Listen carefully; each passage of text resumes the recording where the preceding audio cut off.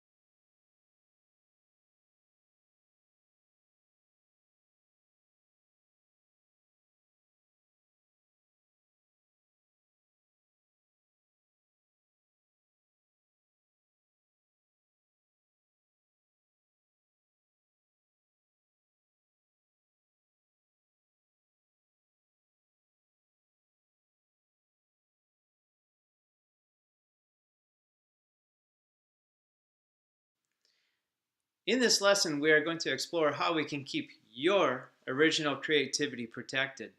Also, you will find that giving credit to others is not that hard and is a good habit to get into before going to college or future career work. How would you feel if someone stole a school project, a report, presentation, your animation picture, a movie that you worked so hard on, or a track from a song that you created? What if their disrespectful actions infringe on your ability of making money from your hard earned work? So let's go back to the original question and have an all group discussion. How would you feel about that?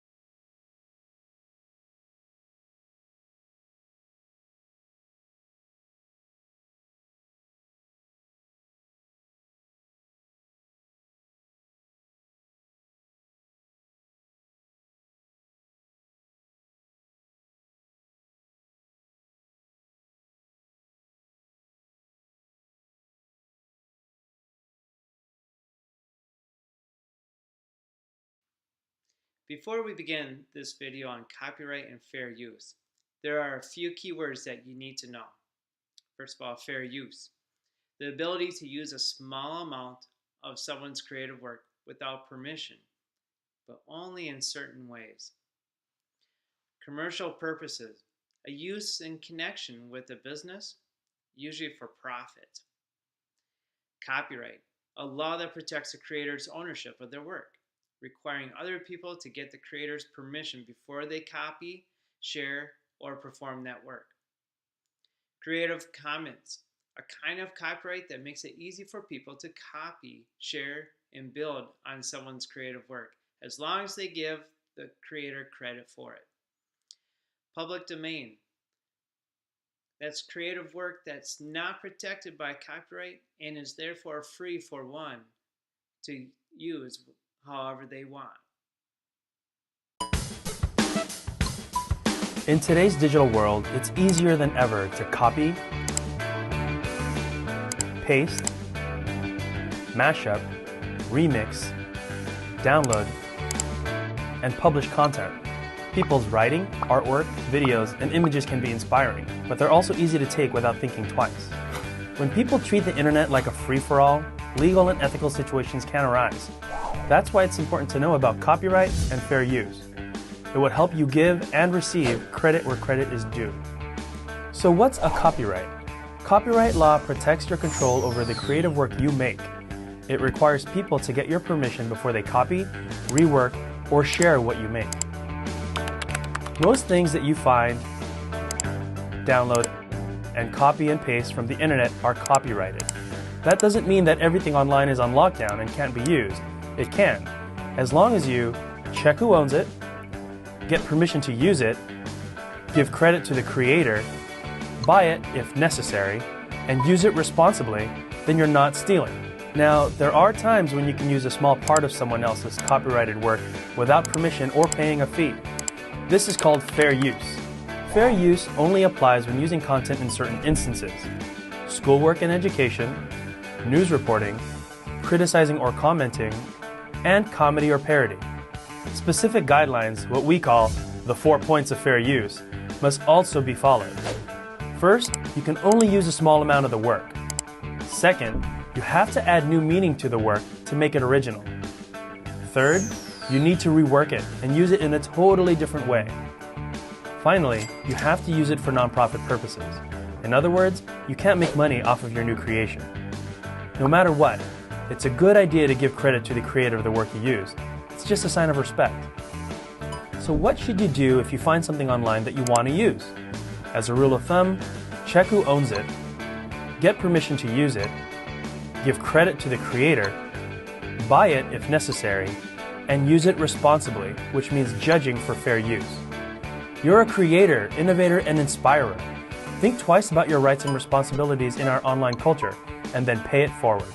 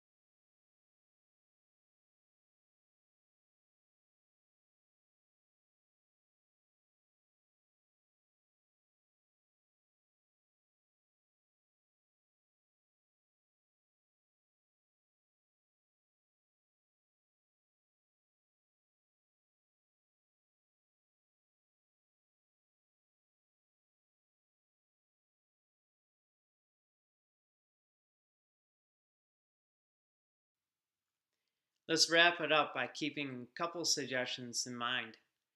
Is my work taking away profit or sales from the original creator? Before downloading, look closely for the Creative Commons label or copyright statements. When creating school projects, keep the borrowed audio clip below 10 seconds and video clip below 3 seconds, and cite your source. Now take out your phones again as we continue with the survey. Please post a response to the following question. When you use someone else's creative work for a school or personal project, name at least one thing you will look for or will do to give them credit. Go.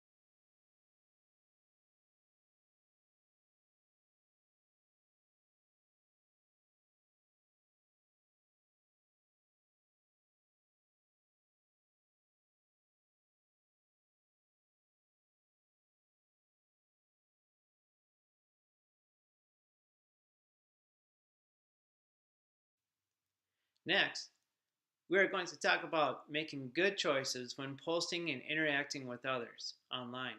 Let's start out with a turn in talk that answers the following couple questions.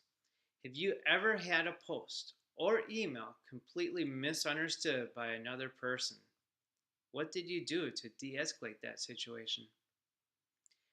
Also, did you witness or receive a post that was clearly intended to make someone feel terrible?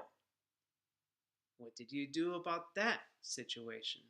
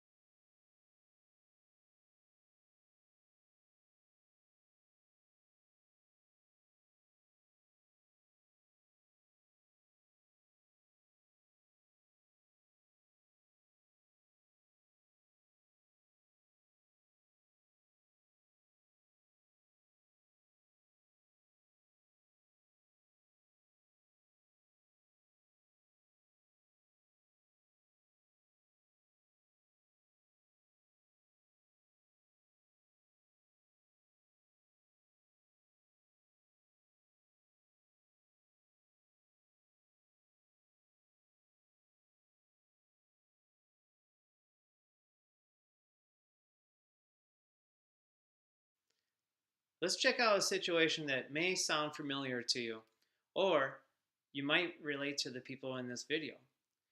Look for signs of cyberbullying and what are the outcomes for those actions.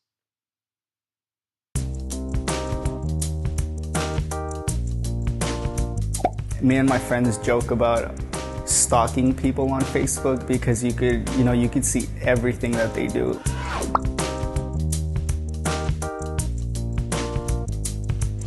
Even if you're not their friend, you could just go and see their photos and like criticize them, or like, if you don't like a person, you go on their Facebook and you just talk about them.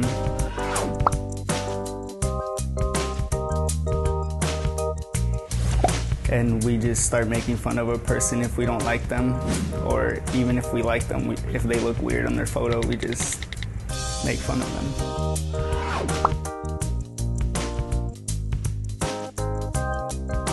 My friend, she posted a picture of her, because she's half Filipino, so she posted a picture of her wearing like this Filipino dress, that it was part of like this culture thing she was doing, and she actually got a lot of like people talking stuff about her because she was wearing that.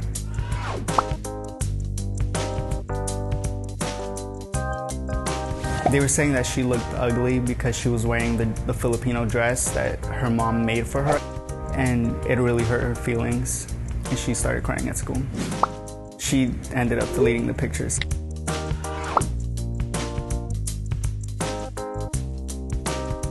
It's like people post something about each other and then they think that that person's not gonna see it, but then they have friends that have you as a friend and on Facebook or MySpace, and it just gets around really quick.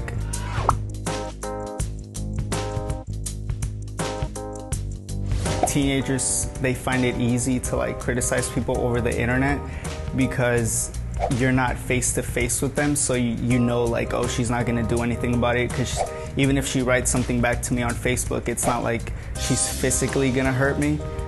But if you go up to somebody and you tell them, there might be that chance that they might physically hurt you, or like tell somebody to physically hurt you. That's why I think teenagers like attack each other on the internet, because it's not that physical.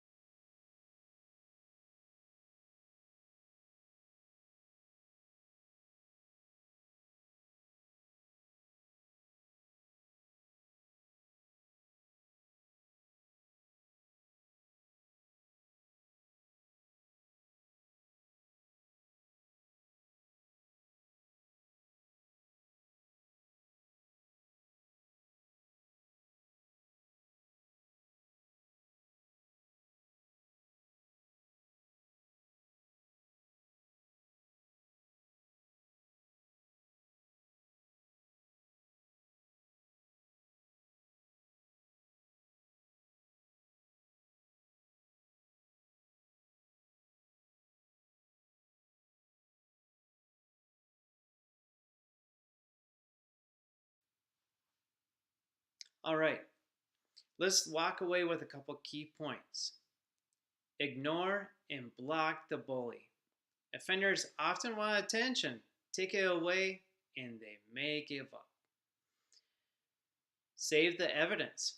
You may need it for later, for documentation. Change your privacy settings. Only allow people you trust to see or comment on your page.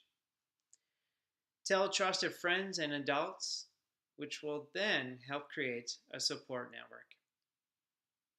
So, next time you witness or become a victim of cyberbullying, what are some things you can do to help a friend or a humble classmate who is suffering online cruelty? Please go back to the survey and post your response to the final question.